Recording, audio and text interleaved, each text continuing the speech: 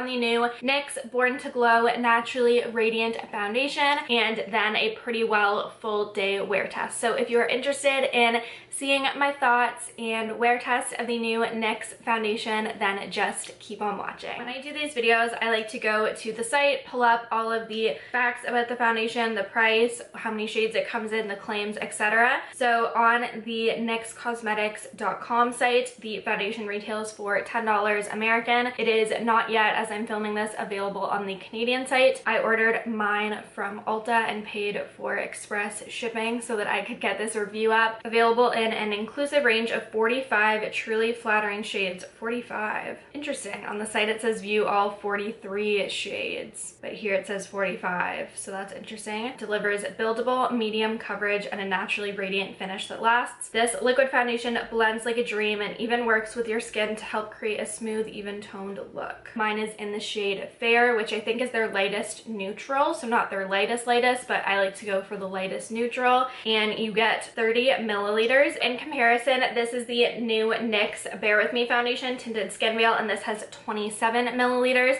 So even though this one kind of appears to be a smaller bottle, you do get 3 milliliters more product in the Born to Glow, which is nice to know. So even though it is kind of compact, you do get a pretty standard amount of product with this. I'm going to first prep my skin with the Smashbox Photo Finish Primerizer. This is my go-to primer. It is what I use all the time when I'm testing out new foundations because I have a really good idea of how this primer works with my skin and how this primer works under foundations. It doesn't change the texture of my skin. It just adds a little bit of hydration, so it's not going to add any smoothing. It's not going to smooth my pores. So this is really just a good base after moisturizing to give a little bit more hydration to my dehydrated skin. This is what the shade looks like. The thing I will say with this packaging is it is a little messy. That doesn't really bother me. I like a good squeeze tube applicator. Doesn't have a smell to it. I think it smells very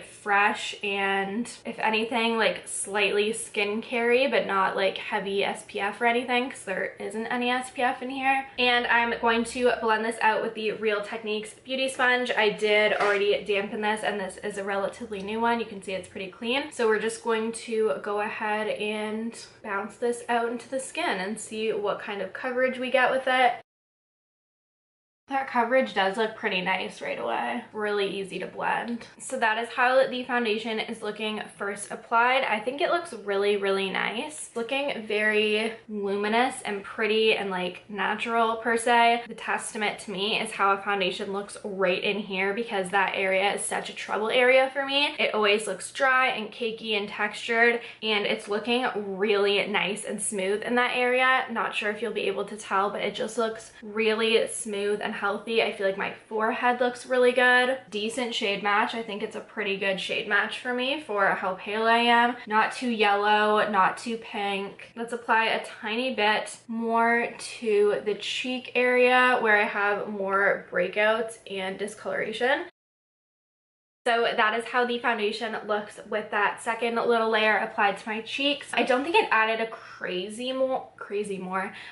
too much more coverage, but I will say that it built up really nicely. It didn't like make it look any cakier, especially my forehead and this area. I don't know why, but I think it looks really, really pretty and smooth. Now we are going to go on top and apply a little bit of concealer. I'm going to try and not do so much concealer because I really do want to be able to see what the foundation does on its own, left on its own. We're going to use the Too Faced Born This Way Multi-Use Sculpting Concealer in Snow. This is my favorite concealer ever. I'm very comfortable with it, much like the Smashbox Primerizer. So we're just gonna go ahead and blend that out, give a little bit more coverage and some brightening under the eye. So that is how we are looking with the concealer applied on top. I am so impressed with that foundation and that concealer mixed together, especially. I think my skin, my whole face just looks very smooth, seamless, and healthy, and I'm really, really into it. So we're going to see how this interacts with powders. Because it is so hot out, I will be setting my face in place just so we're giving the foundation a standing chance because it is so incredibly hot out. So for my under eye, I'm going to go in with the Coty Airspun as normal, and then for the rest of my face, cheek area, we're going to go in with MAC Studio Fix in NC15. Again, products that I'm very, very familiar with and comfortable with. And this is how my face is looking all set with powder. It looks so incredibly smooth and healthy and airbrushed. Still see a bit of my scarring there, but that you can pretty much always see. It just looks very even, healthy, smooth. It looks super smooth under here. My forehead area, I think it's looking really, really good. So I'm going to go ahead, do the rest of my makeup as always, and then I will come check back in with you guys to give you my first impression upon finishing my whole face, 10-15 when I finish the rest of my face. I bronzed and highlighted with the Charlotte Tilbury Film Star Bronze and Glow, and then I did brows with the ABH Dip Brow, and then my lip is the new Rimmel Lip Art Graphic Liner and Liquid Lipstick in Vibes. I will have a full swatches, demo, application video on these. I picked up 4 out of the 6 shades that they came out with, so look out for that. I should have that up within the next week or so.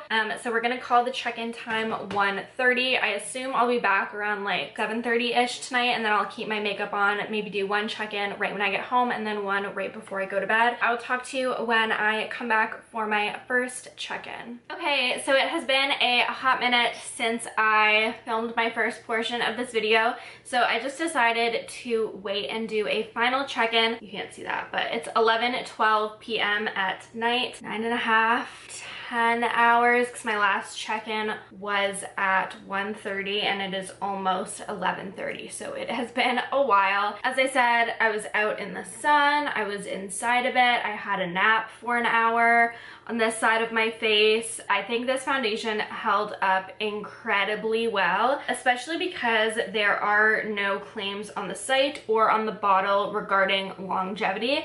I would say that this held up better than the Bare With Me foundation does, and that claims to have 8 hours wear on it. So this having held up for 9 hours, obviously it helps that I powdered, but I do just think it looks very healthy on my skin. I think this is a really, really good foundation match for me. It didn't oxidize crazy. And then as for the finish and the texture, there's just the tiniest bit of sheen and glow on my forehead and then my cheek area.